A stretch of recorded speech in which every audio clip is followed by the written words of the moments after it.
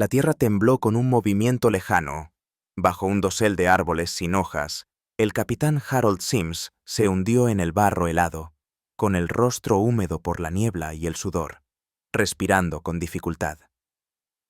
Tenía 32 años, endurecido por 2 campañas, pero nada lo había preparado para ese tipo de frío ni para ese tipo de silencio. Delante de él, 6 Shermans esperaban en un arco cerrado sobre una cresta boscosa, con los cascos cubiertos de redes, ramas y escarcha. El metal estaba resbaladizo al tacto y aún irradiaba el calor del motor de la noche anterior hacia el aire gélido. Más allá del límite de los árboles, justo detrás del arroyo poco profundo, se extendía un terreno abierto. Una franja arada de tierra nevada que conducía hasta la carretera del valle.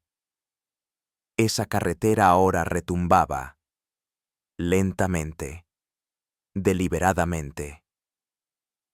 A través de sus prismáticos, Sims vio emerger las primeras siluetas.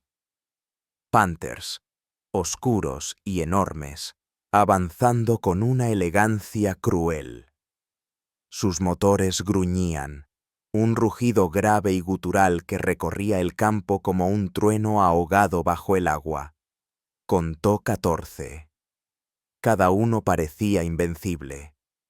Casco ennegrecido, cañones largos, escotillas cerradas. Sus manos, cubiertas por guantes de cuero húmedo, temblaban sobre los binoculares. No era miedo, no exactamente. Era anticipación afilada por la incredulidad. Estaba funcionando. Habían venido. Justo donde él quería. Directamente hacia la trampa tendida horas antes, con un solo mensaje absurdo. En algún lugar, de regreso en el cuartel general del batallón, las radios permanecían en silencio, obedeciendo aún el protocolo habitual. Pero Sims lo había roto. Lo había doblado hasta quebrarlo. Sin apoyo de fuego, sin reconocimiento. Solo 6 tanques y una transmisión tan extraña que incluso sus propios hombres se habían reído cuando la envió. Ahora oía el estruendo de los Panthers acercándose, rebotando en la ladera, chocando contra los troncos helados, mezclándose con el crujido de los árboles que se mecían al viento. Copos de nieve giraban entre las ramas, atrapando la débil luz de la luna cubierta por nubes. Dentro de los Shermans, los cargadores contenían la respiración. Los artilleros ajustaban las miras. Ningún motor encendido. Ninguna voz. Se arrastró de regreso a su tanque, con los dedos entumecidos y las botas crujiendo sobre el hielo. Dentro olía a aceite, lona y grasa de cañón. Su tripulación lo miró. Nadie preguntó si aquello era lo correcto. Ya sabían que no lo era, pero aún seguían allí. Y eso significaba algo.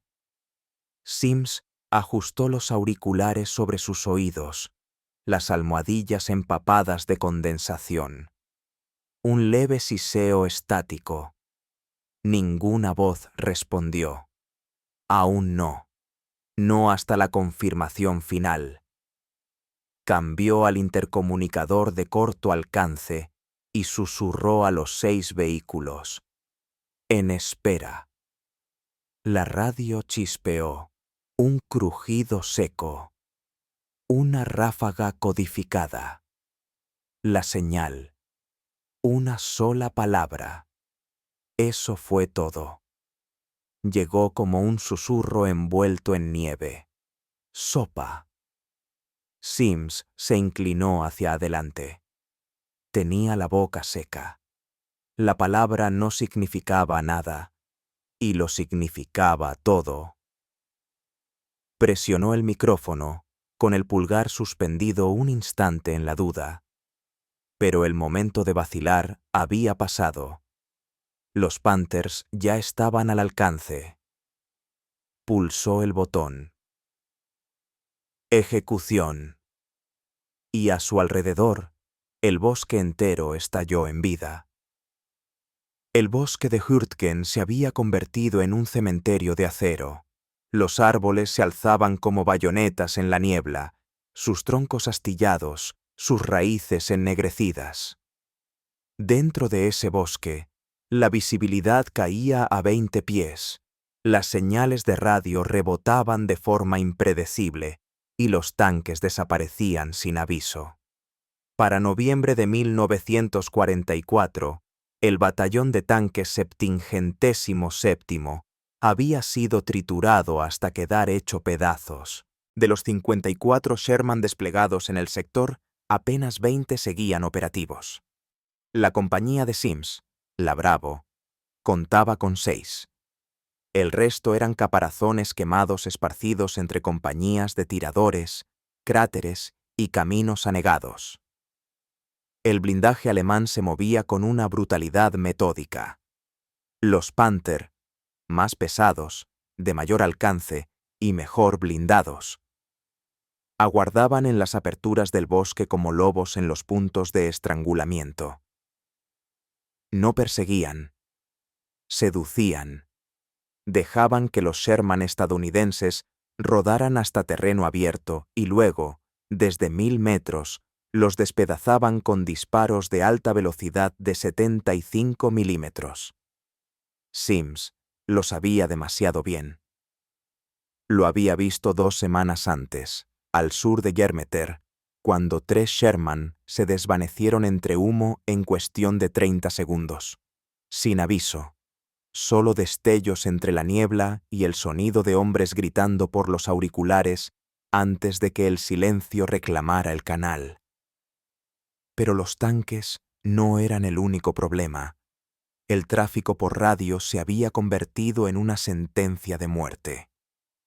La inteligencia de señales alemana, formada en el frente oriental, se había vuelto experta en desentrañar los códigos de brevedad estadounidenses.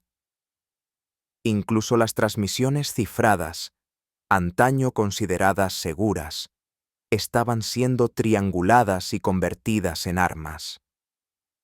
Una transmisión para pedir artillería podía atraer una contrabarrera antes de que cayesen siquiera los proyectiles aliados. El cuartel general de la división respondió con más reglas. Se apretaron los protocolos de radio. Se revisaron los manuales de frases. Ahora cada comandante de compañía llevaba hojas plastificadas de códigos del tamaño de Biblias. Sims los siguió durante una semana. Entonces llegó la orden de Kleinhau. Su batallón recibió la instrucción de asegurar una intersección justo al oeste del pueblo. Sencillo sobre el papel, suicida en la práctica. La inteligencia aseguraba que el blindaje alemán se retiraba, pero las carreteras contaban otra historia. Las huellas civiles llevaban al bosque. Patrones de barro frescos, aún no helados. Los exploradores locales habían desaparecido. Uno de los suboficiales de Sims, el sargento Mallory, juró haber visto huellas de tanques desviarse del cuadrante cartográfico conocido. Sims presentó una solicitud. Reconocimiento aéreo de las veredas del bosque. Denegada. Luego otra. Observadores de mortero en espera. Denegada de nuevo. El cuartel general creía que el enemigo se estaba reagrouping.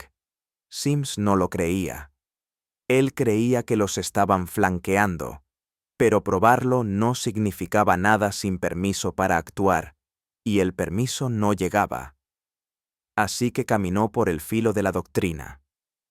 Primero, reconfiguró las rutas de patrulla. Luego se sacó del mapa durante 4 horas para comprobar el desfase de las señales.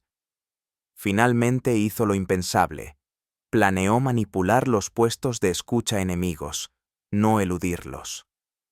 Si estaban escuchando, se aseguró de que escucharan exactamente lo que él quería. no la verdad. No el silencio. Confusión. El verdadero punto de inflexión llegó en una tienda, iluminada por una sola lámpara, mientras el viento aullaba por la lona desgarrada y la nieve entraba en diagonal. Allí, rodeado de hombres exhaustos y mapas medio congelados, Sims rodeó un cuadrado de la malla cartográfica y susurró: «Esperan lógica. Démosles sin sentido». El plan no estaba en el manual. La ubicación que señaló ni siquiera era útil desde el punto de vista táctico. Pero si creían la mentira, si movían recursos por ella, entonces por una vez los Sherman dispararían primero. No esperaba sobrevivir. No esperaba que el mando aprobase. Pero sabía algo con absoluta certeza. Los soldados previsibles morían primero. La ruptura no llegó con fanfarria ni estrategia. Llegó por agotamiento. 3 noches sin dormir, el mismo guiso frío recalentado en marmitas abolladas, las mismas órdenes distorsionadas por estática desde el mando. Los hombres contaban chistes solo para no volverse locos. Un joven operador de radio, el soldado Halperin, murmuró entre dientes castañeteando: «Podríamos hablar en acertijos. Total, ya saben lo que decimos». La frase provocó algunas risas cansadas, pero Sims se detuvo en seco. Su mente se enganchó en una sola palabra: acertijos. Se giró hacia el muchacho, con la mirada vacía, pero alerta. «Repite eso». Halperin parpadeó, sin saber si era una orden o una burla.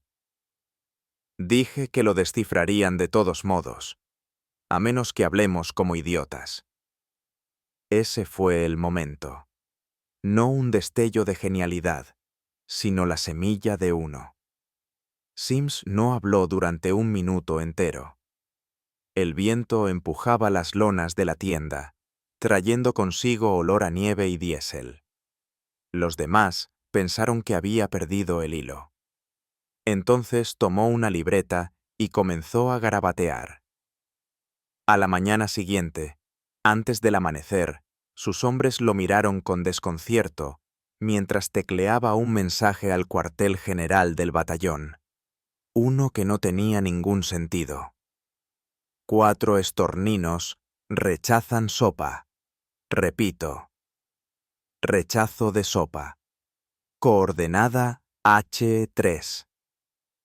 Sin prólogo estándar. Sin código de autenticación. Solo absurdo transmitido por el canal abierto. La señal silbó en la oscuridad y desapareció en las ondas. El operador lo miró pálido, sin decir palabra. «Señor, eso no estaba codificado». Sims solo asintió. «Exacto». Lo explicó más tarde, en voz baja, con un cigarro entre los dedos. Los puestos de escucha alemanes monitoreaban todas las frecuencias conocidas. Grababan, traducían y retransmitían al mando de campo. Si algo sonaba cifrado pero no lo era, igual lo marcaban. Cuanto más absurdo sonaba, más intrigante se volvía. Él quería que mordieran el anzuelo. La coordenada H3 no era más que un camino agrícola congelado al sur del bosque. Sin valor estratégico, sin cobertura. Ninguna razón para que una unidad sensata se dirigiera allí. Y eso era precisamente lo que buscaba.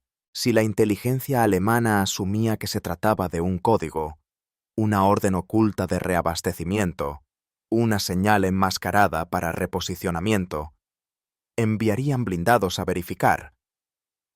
Él estaba alimentando a la máquina con carne falsa, desafiándola a tragársela. Pero había un problema.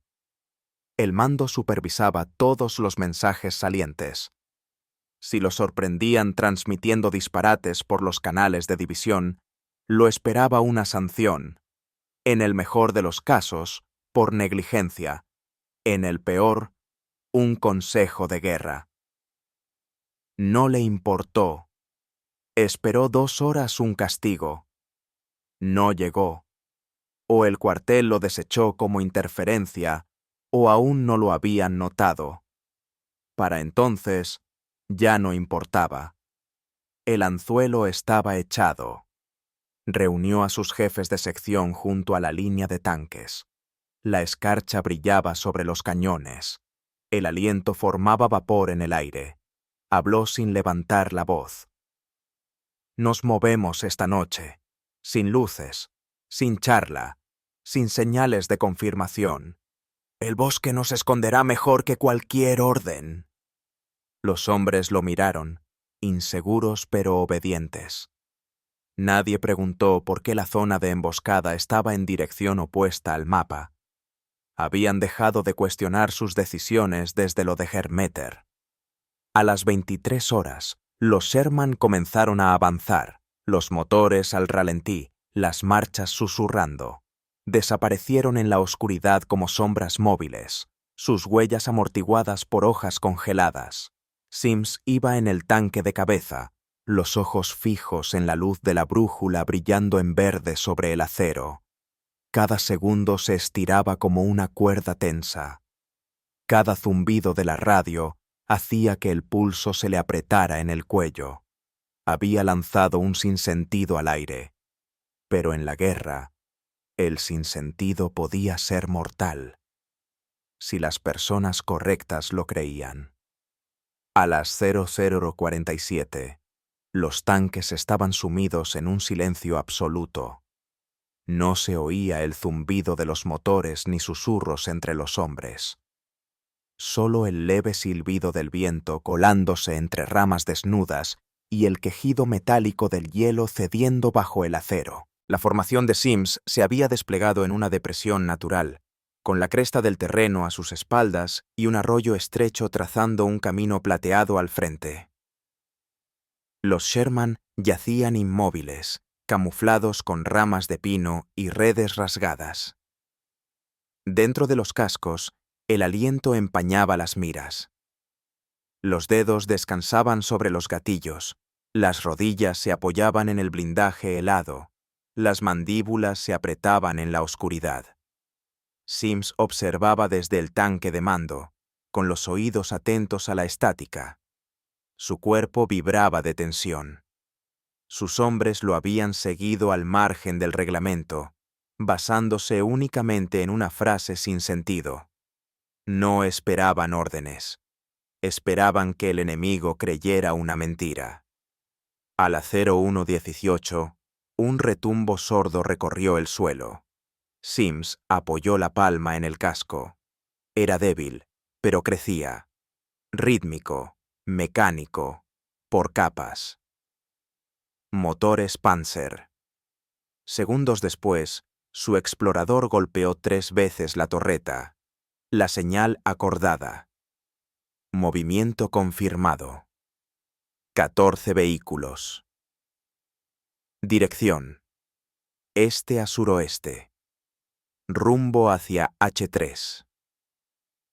Estaba funcionando. Los alemanes habían mordido el anzuelo. Sims exhaló despacio, entornando los ojos, pero el alivio duró poco. Siguió un segundo golpe, luego una pausa. Y finalmente, uno más. 14 tanques, sí, pero solo 8 se movían hacia el sur. 6 se habían detenido.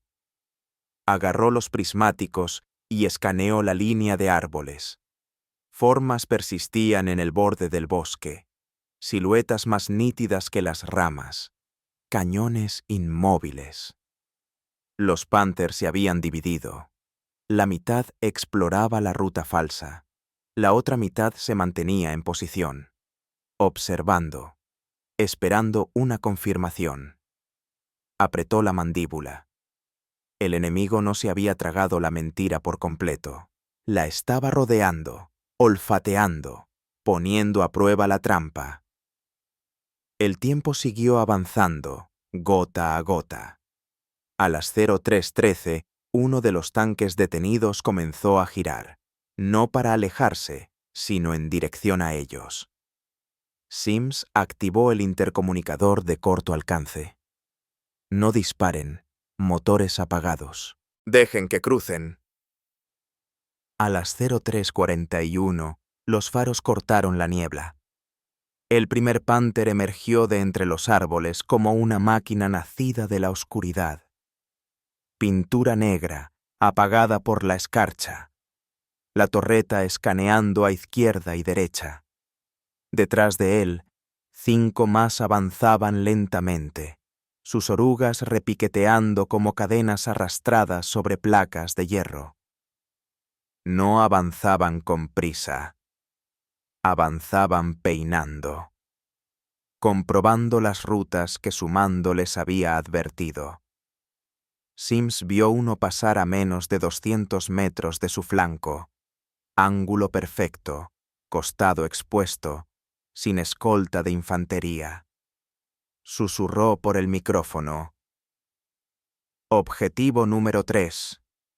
Artillero. Munición perforante lista. La voz del cargador volvió como piedra.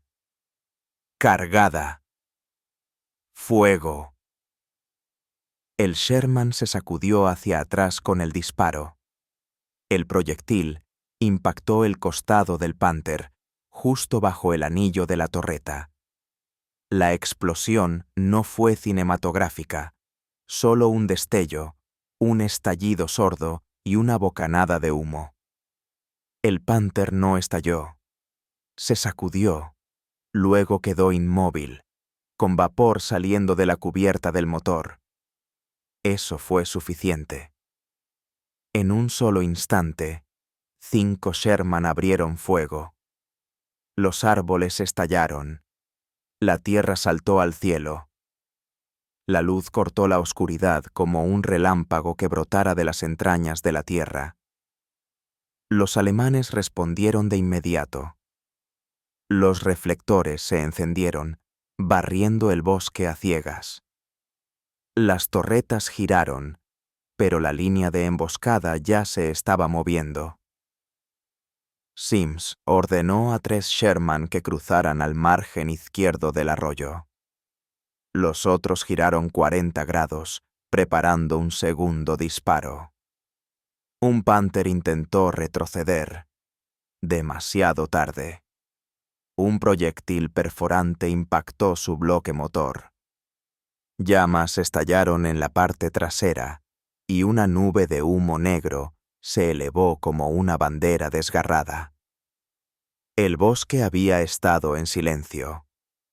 Ahora rugía, y aún así, solo habían pasado 5 minutos. Los primeros impactos arrojaron la línea alemana a la confusión. No al caos, todavía, pero sí a la duda. Y eso bastaba. La duda en un campo de batalla es una grieta esperando romperse.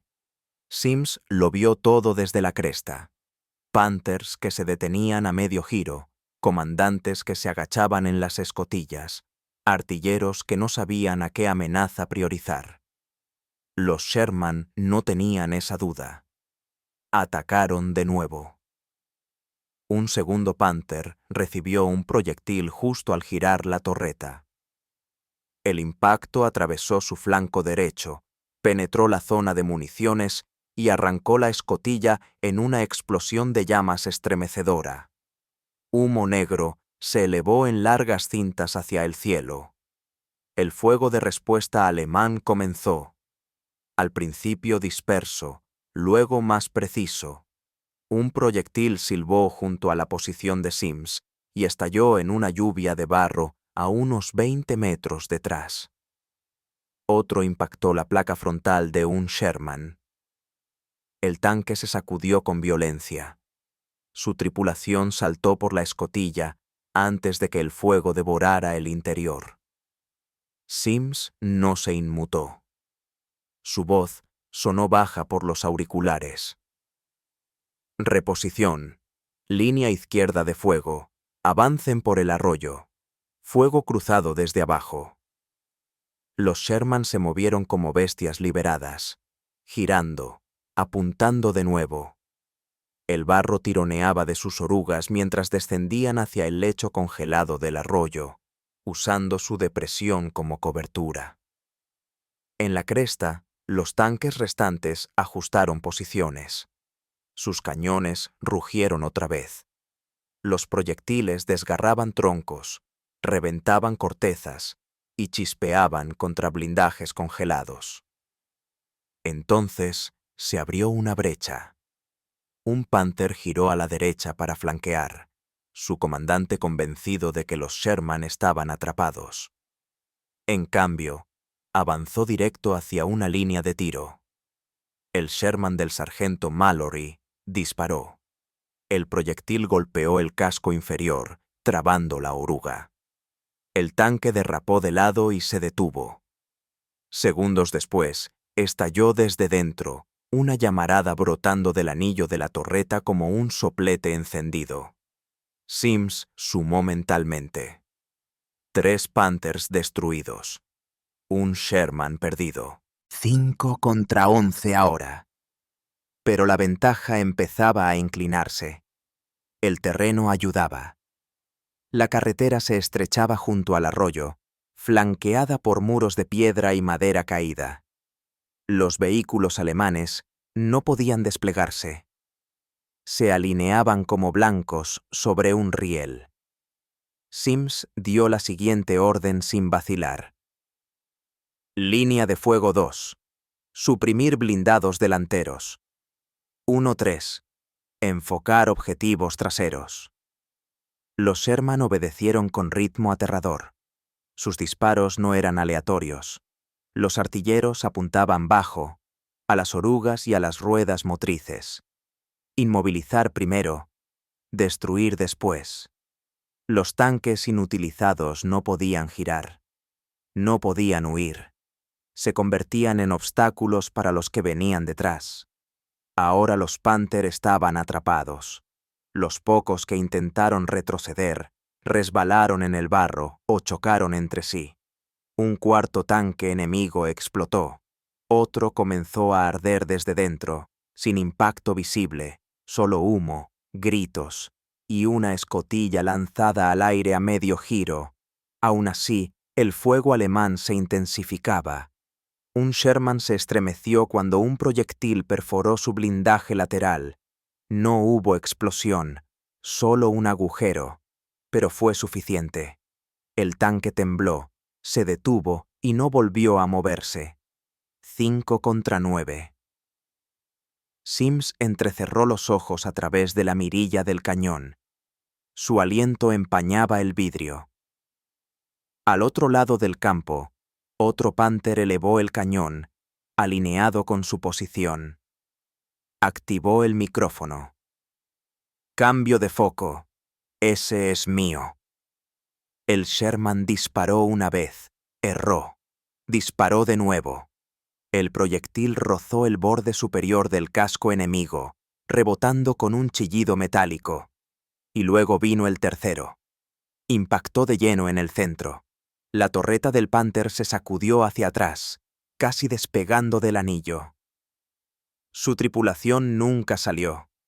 Los hombres dentro del tanque de Sims no vitorearon. Simplemente recargaron. No había tiempo para contar victorias. Solo enemigos. Y cada vez eran menos. Pero los alemanes no se retiraban. Aún no. Se estaban ajustando. Sims lo sentía. El silencio entre salvas era cada vez más breve. Su puntería mejoraba. Eso significaba que alguien del lado enemigo había tomado el mando. Y quien toma el mando suele saber cómo contraatacar. A las 04:19, los Panthers dejaron de esperar. Los 9 restantes avanzaron en formación cerrada, rugiendo con fuerza, el escape pintando nubes negras sobre el amanecer gris azulado. Sus cascos de acero brillaban, mojados por la escarcha, y las orugas trituraban el camino como dientes de hierro. Sims notó al instante el cambio de postura. Ya no tanteaban. Era una carga frontal. Golpeó 2 veces con el puño la pared de la torreta. «Todos los cañones al frente. Apunten a los primeros. Deténganlos antes de que rompan la línea». Los Sherman reaccionaron al instante. Los motores cobraron vida con un aullido. Las orugas araban el barro helado y los cañones bajaron al encuentro de la oleada enemiga. El humo se aferraba a los árboles en gruesas franjas. Los fogonazos iluminaban esa niebla como relámpagos atrapados en niebla densa. El suelo vibraba con detonaciones que se solapaban. El Panther de cabeza recibió un impacto directo en la placa frontal y se deslizó de lado. Otro activó una mina que Sims ya ni recordaba, colocada semanas atrás y casi olvidada. La explosión levantó el chasis y lo arrojó a la zanja como un juguete roto. Pero otros 3 seguían avanzando. Un Sherman a la derecha de Sims fue alcanzado de refilón. La torreta perforada, la cúpula arrancada, no ardió, simplemente se detuvo. El cuerpo del cargador quedó colgando a medias por la escotilla, la sangre empapando su parca. «¡Línea de fuego! ¡Cierren la brecha!», bramó Sims. «¡Sin huecos!». Su propio tanque se sacudió al retroceder 10 metros para reposicionarse, resbalando sobre escarcha, corrigiéndose apenas a tiempo. Un proyectil impactó en la tierra a escasos 60 centímetros delante. La metralla arañó la pintura, repicando como campana sobre el blindaje. Dentro, el aire apestaba a cordita, aceite y miedo. Otro Panther se lanzó al frente, más rápido que los demás, intentando flanquear desde el extremo del bosque. El Sherman de Mallory, aún operativo, rodó para interceptarlo. Cañón alineado, motor aullando. Dispararon al mismo tiempo. El disparo de Mallory impactó primero, directo al engranaje motriz. El Panther perdió tracción, giró bruscamente y se estrelló contra un árbol. Su torreta giró descontrolada antes de quedarse congelada a medio giro. Mallory no tuvo segunda oportunidad. El proyectil enemigo atravesó el blindaje lateral de su tanque y estalló dentro. La torreta voló. Las llamas se alzaron hacia el cielo. Nadie escapó. Sims lo vio todo. El fogonazo. Los restos. El silencio que siguió. No dijo nada. Solo ajustó el micrófono y comunicó. «Red 2 está fuera. Reposicionarse. Usen la pendiente». Ahora quedaban 3 Sherman contra 5. Uno de sus artilleros estaba herido. Otro cargador, inconsciente. Munición al límite. Cada disparo debía contar. Entonces, entre el humo y los árboles, apareció un destello. Un Panther retrocedía. Despacio. No huía. Se reubicaba. Intentaba recuperar línea de fuego. Sims entendía ese ritmo. Si dejaban que ese tanque se reposicionara, toda la formación enemiga se estabilizaría. Tomó el auricular interno y gritó. «Lo flanquearé. Cúbranme». Abrió la escotilla. El aire helado lo golpeó en la cara. Entonces hizo algo que no hacía desde hacía meses. Salió corriendo. Pisó barro. Resbaló con las botas. Saltó sobre un Sherman dañado, se deslizó dentro y apartó al cargador inconsciente. «¡Prepárame el cierre!». El artillero parpadeó. «¿Señor?». «Ahora». El cañón rugió una vez más. El proyectil de Sims se incrustó en la placa trasera del Panther. El tanque se sacudió. La torreta dio un espasmo y luego quedó inmóvil. Ese fue el giro. Los tanques alemanes restantes vacilaron. Uno intentó retroceder. Quedó atascado al engancharse con un casco destruido. Otro simplemente se detuvo, el motor humeando, la tripulación saltando con las manos en alto. La sexta baja la provocó un Sherman en flanco, medio sumergido en el agua del arroyo, con el cañón justo por encima del talud. Una emboscada perfecta. 2 Panthers escaparon. Nadie los persiguió. Se alejaron cojeando entre los árboles. Cuando cayó el último disparo, solo el viento se movía. Habían pasado 12 minutos. 6 Sherman comenzaron el combate. Quedaban 2, pero el camino a Klein Hau estaba despejado. El humo tardó horas en disiparse. Se aferraba a los árboles, espeso y amargo, mezclado con el olor de caucho quemado y cables chamuscados. Los restos humeaban en silencio, charcos de metal fundido formándose bajo blindajes retorcidos. Un Sherman yacía de costado, abierto como una cáscara, su torreta incrustada en la tierra a 10 metros de distancia. Los médicos se movían entre las ruinas en silencio, los ojos buscando señales de vida. No había muchas. La mayoría de las tripulaciones alemanas que no murieron calcinadas habían huido. Algunos dejaron incluso las botas atrás. A uno lo encontraron acurrucado junto a un tocón helado, sollozando contra su cuello desgarrado. Sims permanecía de pie junto a los restos del tanque de Mallory. La nieve había comenzado a caer otra vez, suave y constante, cubriendo los escombros como mortajas. No hablaba. No se movía. Solo miraba la escotilla abierta, sus bordes ennegrecidos por el hollín. Un cabo se acercó.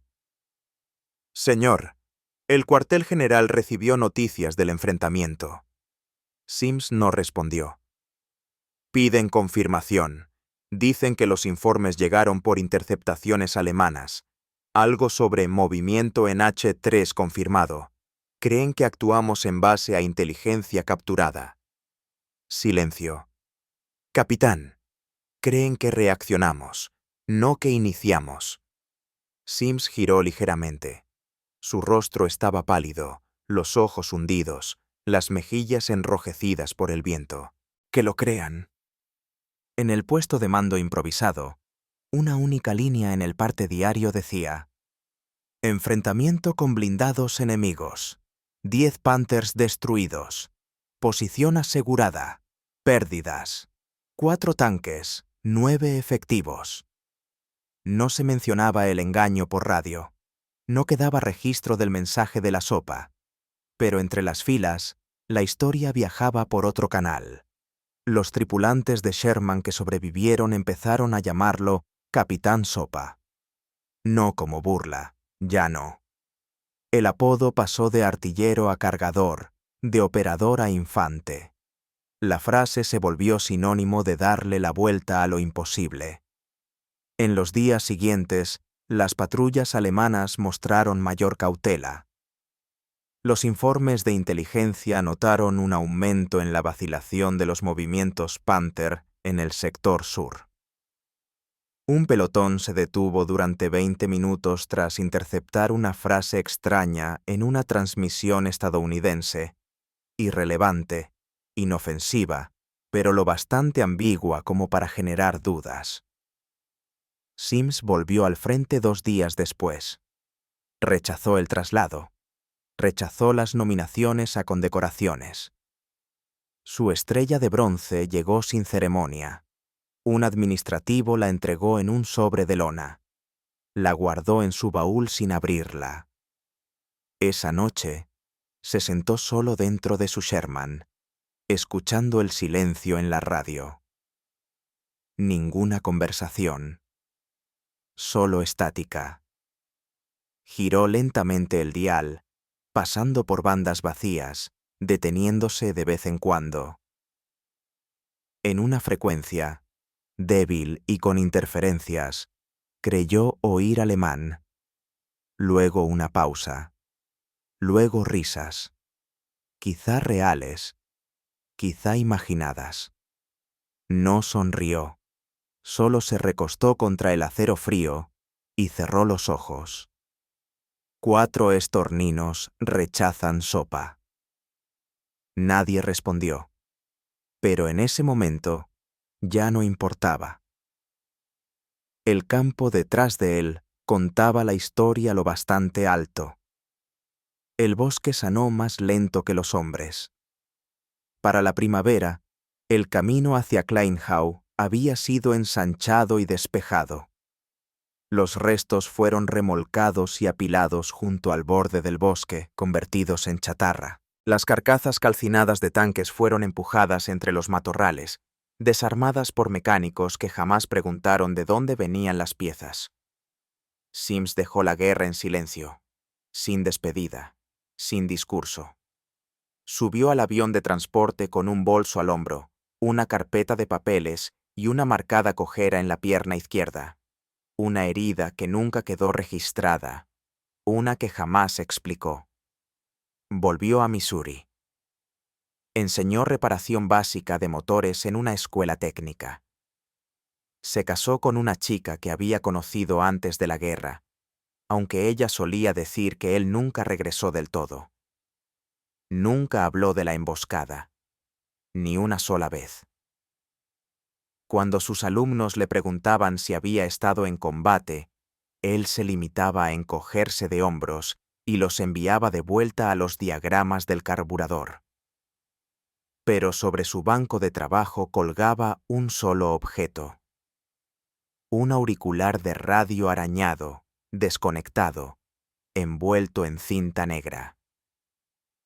En 1956, un manual militar sobre comunicaciones publicó un apéndice clasificado: Tácticas de disrupción lingüística no lineal en teatros de combate de blindados de alta movilidad. No se atribuía a ningún nombre. El ejemplo citado: una frase absurda provoca redirección confirmada del enemigo. 4 estorninos rechazan sopa. En Fort Knox, oficiales jóvenes empezaron a usar la frase en broma, sin saber que provenía de una operación real. Para confundir, decían, para saturar, para hacer morder el anzuelo. El informe original había sido enterrado, pero la frase sobrevivió. Sobrevivió a batallas, a unidades, incluso a la doctrina que una vez prohibió pensar de manera tan poco ortodoxa. Años después, uno de los antiguos artilleros de Sims, ya canoso, retirado, visitó un pequeño museo de guerra en las afueras de Duren. Dentro había una torreta oxidada de Sherman, partida por un impacto directo. A su lado colgaba una foto en blanco y negro del camino del bosque, con un pie de foto ya desvaído.